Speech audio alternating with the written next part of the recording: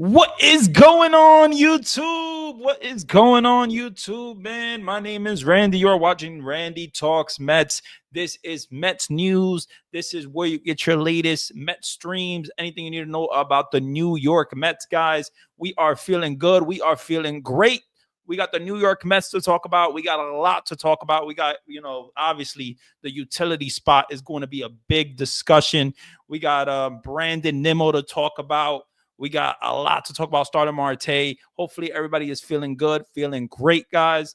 Man, I just want to say, happy, what's today? Happy Wednesday. Happy Wednesday to everybody. Hopefully everybody is feeling good and feeling great.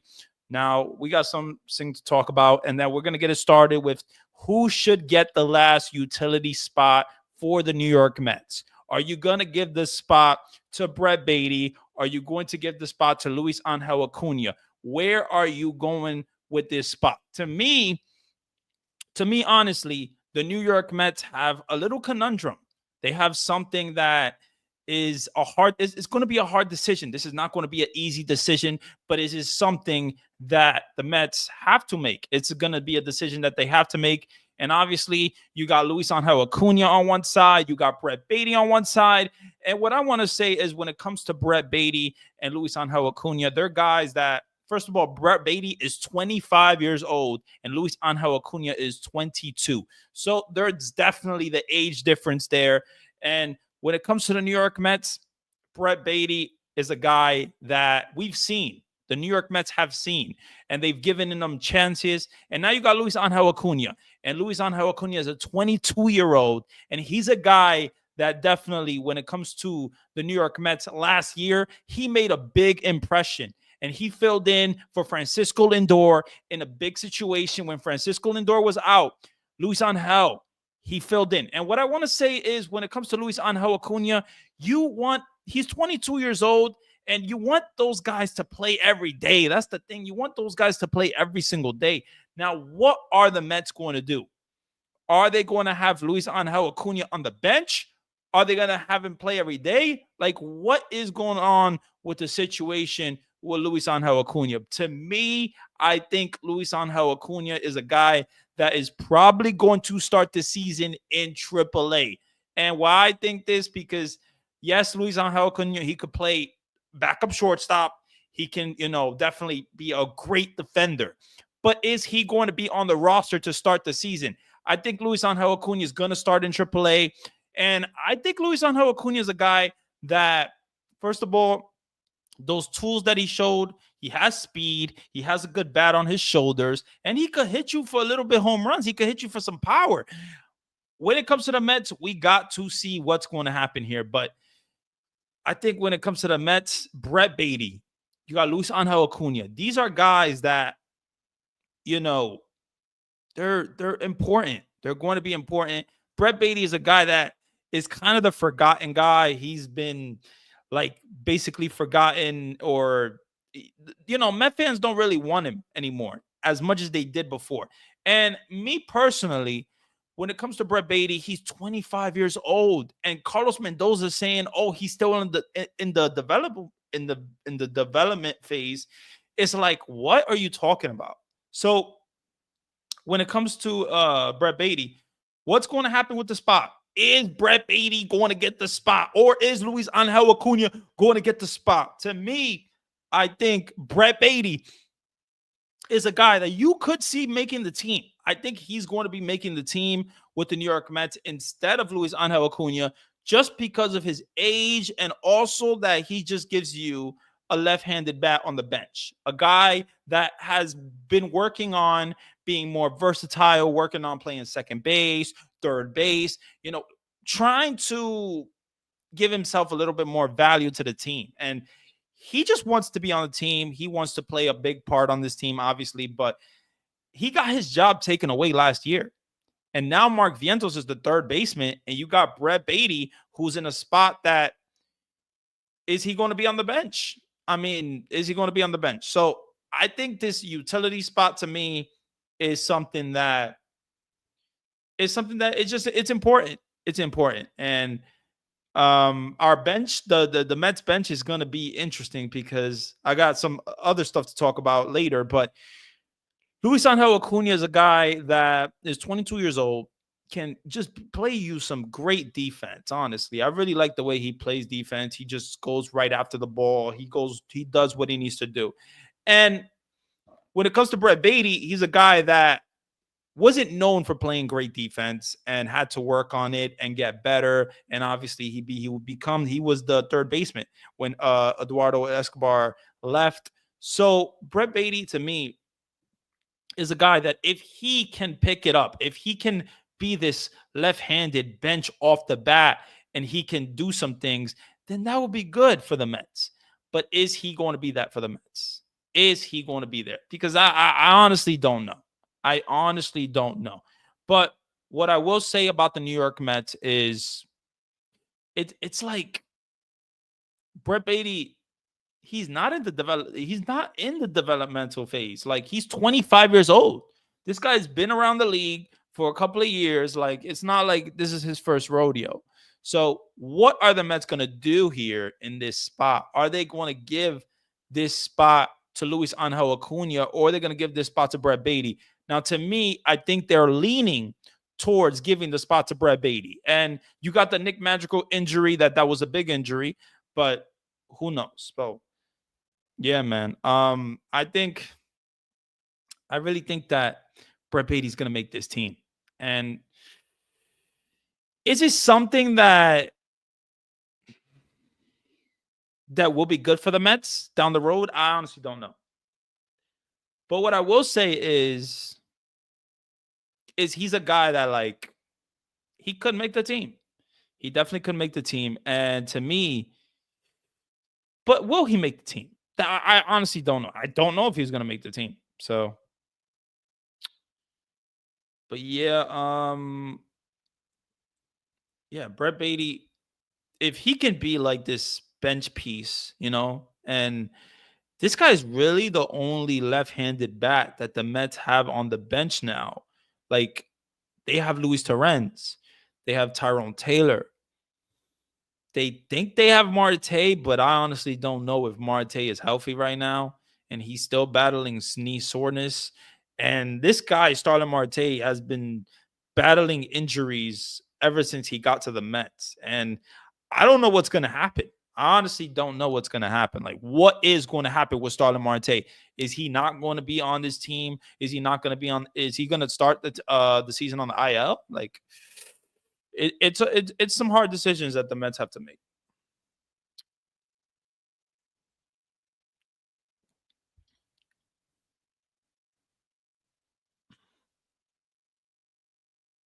So, yeah. Let's talk about Brett Baty. I mean, not Brett Baty. Starling Marte real quick. And Brandon Nimmo. To me, Brandon Nimmo is a guy that was Starling Marte is also another guy. But what's the status of these two? What is the status of Starling Marte? What is the status of Brandon Nimmo? Where are we going here? And to me, I think Brandon Nimmo is a guy that now he has that big injury, the plantar, what was it called? Let me look it up real quick. Let me see. Plantar, I think it's plantar. Let me see. Plantar.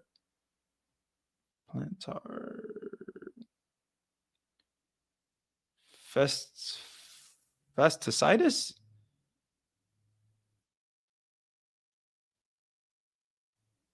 Yeah. So plantar fasciitis is something that Brandon Nimmo has, and it's something that he's battling. He's going to be battling for basically probably his whole career. And I think when it comes to Brandon Nimmo, what is going to happen with Brandon Nimmo? Is he going to make the team? Is he going to make the team, or is Brandon Nimmo going to start the season on the IL? Now, it's an interesting thing to talk about because when it comes to Starling Marte and Brandon Nimmo, these are very important guys to the New York Mets. Now, the Mets wanted to trade Starling Marte, but they couldn't work out a trade. And reportedly, there was some interest from Kansas City in Starling Marte, but they still couldn't get a trade done. And the thing is, Starling Marte is an older player, and he's a valuable player, but he has injuries. He's always had these injuries. And now you have the knee soreness. And the knee soreness is something that Brandon Nimmo and Starling Marte are battling. And Brandon Nimmo just played, I think, in one Grateful League game, one spring training game. And now you have Starling Marte, who hasn't played in any games. So obviously, you got the big trade. Well, not the big trade, but the trade that the Mets made for Candelario. And is Starling Marte going to be on the team to start?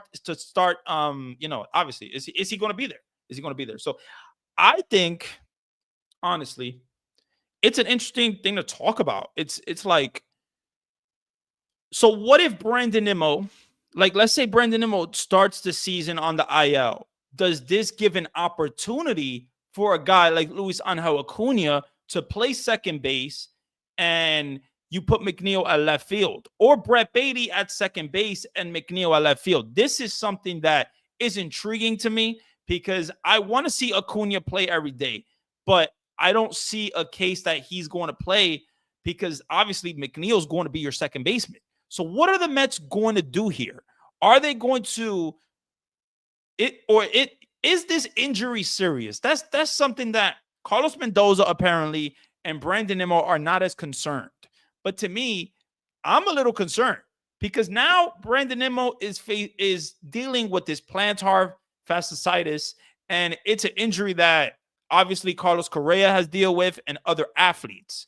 It's not an easy thing. So I think when it comes to the Mets, this is going to be something that it's going to be very intriguing to watch over the spring training season. And but maybe it'll give an opportunity to a younger player. Maybe Acuna can play second base. I think Acuna, if he can play second base, you got McNeil at left field. McNeil at left, McNeil playing the outfield, I have no problem with. I think he's an okay outfielder. Maybe he's not above average, but he has a pretty okay arm. He's a guy that can go get it.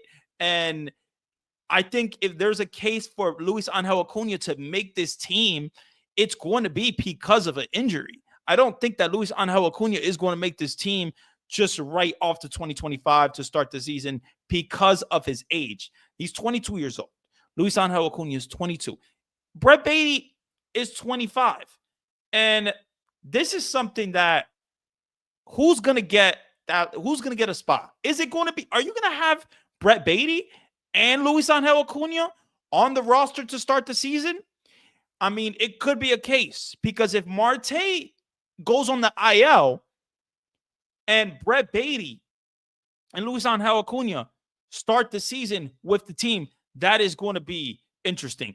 And I don't want Brandon Nimmo to be injured. I don't want Marte to be injured. But I think Marte, the fact that he's even battling this knee soreness, it's like this guy had all year to get healthy, and he's not healthy. I don't understand why Starling Marte is not healthy right now. Like, that's 8 months of freaking knee soreness. Like, what is happening with the New York Mets and what is happening with Starling Marte? Because I honestly don't know. So, yeah. Let's see here. So, what's the case here? Like, I want to look at the lineup here. Let's look at the lineup real quick. Let's look at the lineup. So, you got the lineup here, and you got Lindor, you got Soto, you got Alonso. Nimmo is your cleanup hitter. He's probably going to be your cleanup hitter in 2025. What are the Mets going to do if Nimmo is not going to be able to play? I think it's something that obviously Brandon Nimmo is a guy that he's very valuable. He's a guy that he deals with injuries, but somehow he gets healthy. Is this injury, this knee soreness with Brandon Nimmo, is it serious? Is it serious? But I want to hear from you guys. What do you guys think about the situation? What do you guys think about the lineup here? I got Lindor. I got Soto. I think this is the lineup that's going to probably be the most likely lineup. So you got Francisco Lindor is your leadoff hitter. We know that. You got Juan Soto is your second. I'm so happy that he's on this team. I'm so happy that he's a Met. My goodness. And then you got Alonso. I think Mendoza likes Alonso behind Soto to give that protection to give that protection to Soto. So I think we're leaning towards Alonso being the third hitter. And then you got Nimmo, who is never been really a cleanup hitter. So it's going to be a new role for the New York Mets and a new role for Brandon Nimmo. But is it going to work? Because let's say Nimmo starts the season on the IL. Who's going to be your cleanup hitter? Mark Vientos? Maybe that could be the case. It could be the case. So Mark Vientos is going to be your fifth hitter if Nimmo's in the lineup. And then you got the 6, 7, 8, and 9. And the 6, 7, 8, and 9 is an interesting thing because what we have seen from Jose Siri so far in spring training has been impressive. I like what I've seen from Jose Siri. And maybe it's something that he's been doing his whole career in spring training, but I think Jose Siri, if he can hit you 20 home runs, 25 home runs, I like that. I don't hate it. And I think Jose Siri is going to be a big piece for this team. But where is he going to hit? Is he going to be the ninth hitter? Is he going to be the eighth hitter? Where is he going to hit? That's the real question. But what I want to see from this lineup is honestly consistency. I want to see consistency. I want to see them drive in runs, be good, be the best Mets that they can be. And I like this lineup a lot. I do. I think from 1 through basically 5, this lineup can be scary. And I mean real scary because you got Francisco Lindor, who is coming off an amazing year. And we know Francisco Lindor is probably going to struggle. We know he's probably going to struggle and he's going to have his, his slow start or whatever. But maybe he doesn't have a slow start. I don't know. But what I will say about Francisco Lindor is if he doesn't have a slow start, that is going to be amazing for the Mets. You got Soto, who is going to be just a pleasure watching him as a New York Met. Just seeing him go about it every single day, about how he has his at-bats and all that. It's just been amazing so far in spring training. So I think it's going to be interesting. I think it's really going to be interesting. And you got, this lineup can drive in a lot of runs. It can drive in a lot of runs, but I don't know what's really going to happen here. I don't know if Nimmo's going to start on the IL or you're going to have Winker, be in a different spot or Marte on the IL. I don't know. I think this is something that I hope is not a real concern for Brandon Nimmo because this might be the most important season as a New York Met for Brandon Nimmo. And I say that because the fact of the lineup that he has now, the fact that Brandon Nimmo, he's a guy that he's obviously been the leadoff hitter for the last, 2 years, 3 years maybe. But now he's in a different role. And can he be a guy to hit you 25 home runs, to hit you 30 home runs, and have RBI count of maybe 95, 100? Can he be that guy? I honestly don't know. But it's going to be interesting. It's definitely going to be interesting. So going back to the discussion with Brandon Nimmo and Starling Marte. I think it's just going to be really intriguing to watch this season because you got Brandon Nimmo who's dealing with the plantar fasciitis. And then you got Marte, who's a guy that has been injured a lot as a New York Met. And it's something that is concerning. To me, it's concerning. The fact that Brandon Nimmo is missing spring training games already. He's been He's missed 4 straight games. I honestly don't know if the injury is serious because it's knee soreness. And he hasn't apparently he hasn't worn a cleats in the offseason. So I think it's going to be interesting. But we will see. We will see. Now I want to get into the rotation. Let's get into the rotation real quick.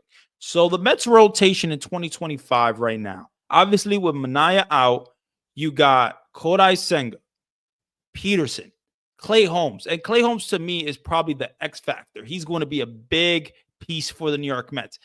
He's going to be probably your number 3 to start the season. And then you got Tyler McGill. And Tyler McGill is a guy that you've seen in spring training. This guy he threw like 25 pitches to start the first inning. Tyler McGill is a guy that, to me, if he's on, he's really on. If he's off, he's off. Like, that's something that Tyler McGill, it's been like that for his whole career. And I think that the Mets have to have Tyler McGill on this team. He's a big piece of this team just because of the rotation depth that the Mets have now. And now you have Paul Blackburn as your possible 5th starter. Now, how do we feel about Paul Blackburn as our 5th starter? To me, Paul Blackburn is a guy, he's going to throw you the kitchen sink. He's not going to blow you away, but he's going to, get ground balls. He's going to get pop-ups, whatever. But is it going to be enough? Is Paul Blackburn actually going to be a serviceable starter in the major leagues for the New York Mets? I honestly don't know. I think Paul Blackburn, to me, I'm just not impressed with this guy. I just don't think that he's really going to be good. He has really never been good in his career, to be honest. Maybe I think it was 2017 he was an all-star, but the ERA was not low. So what do the Mets do here? The Mets really don't have a choice, to be honest.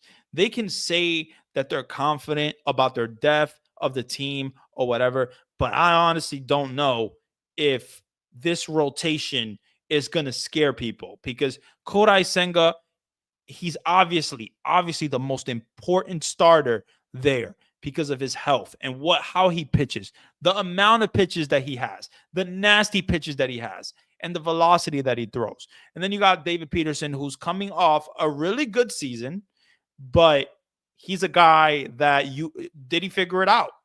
You don't know. You honestly don't know, because David Peterson, he hasn't been able to figure it out. But I feel like now the fact that he was pitching with so much confidence in 2024. And I think David Peterson is going to be your number 2 for this team. And David Peterson is a guy that had a really good year last year. He had a really good year.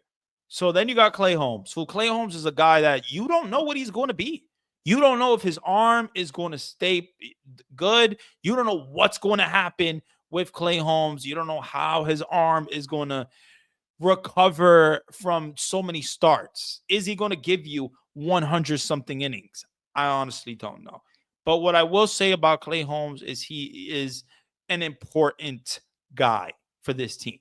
And he's your number 3. He's probably going to be your number 3. So we will see. We will see. But this rotation does not scare anyone. It doesn't scare anyone. And to me, it's like, who knows? Who knows? I'm going to grab some water real quick. Be right back.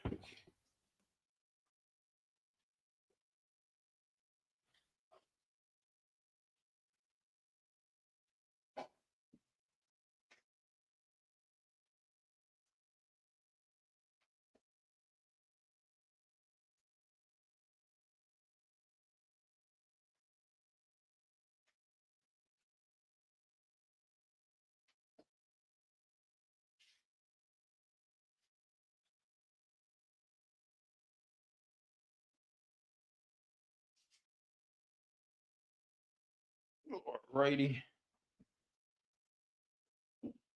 Okay. All right. So yeah, what I want to say is, Griffin Canning. Griffin Canning is a guy that has not been good basically his whole career. He's a guy that hasn't had a ERA lower than 4.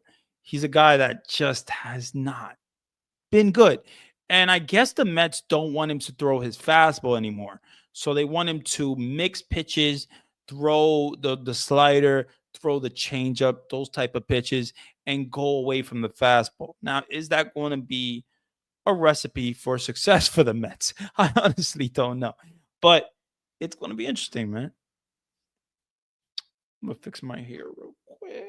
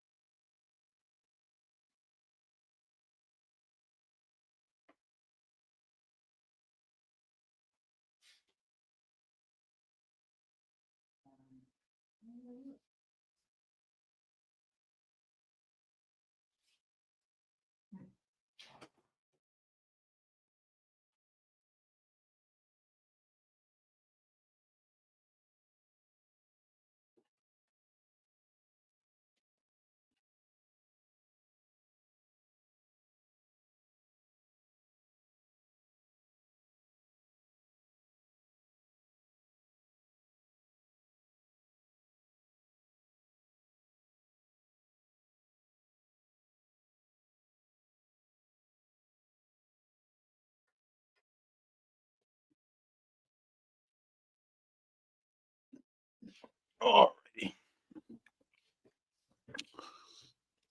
So yeah, like this rotation is a rotation that definitely like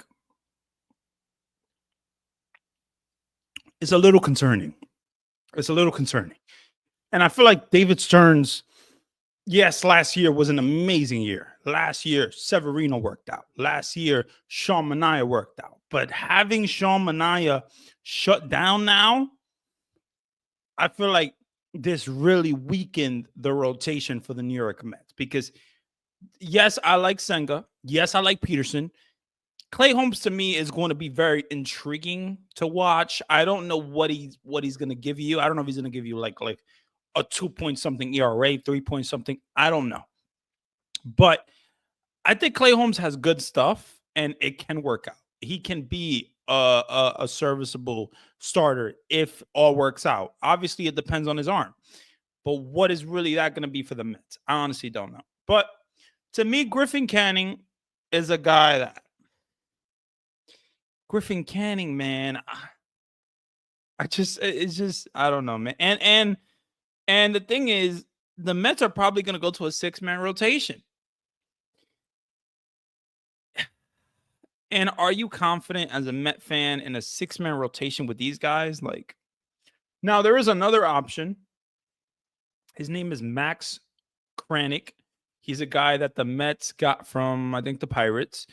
And he's a guy that was injured all year last year, but now he's healthy and he looks nasty. He looks like he's going to make some starts for the Mets in 2025. And I think he could. I think he could.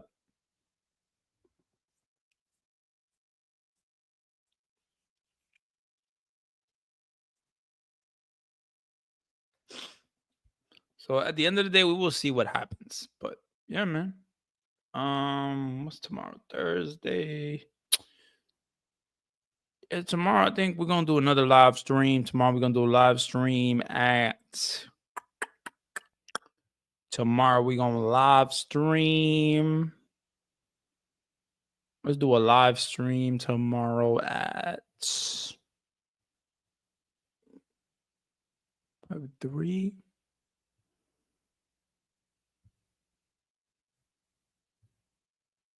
Let's do a live stream tomorrow at 3:00 tomorrow. 3:00, we're gonna stream again.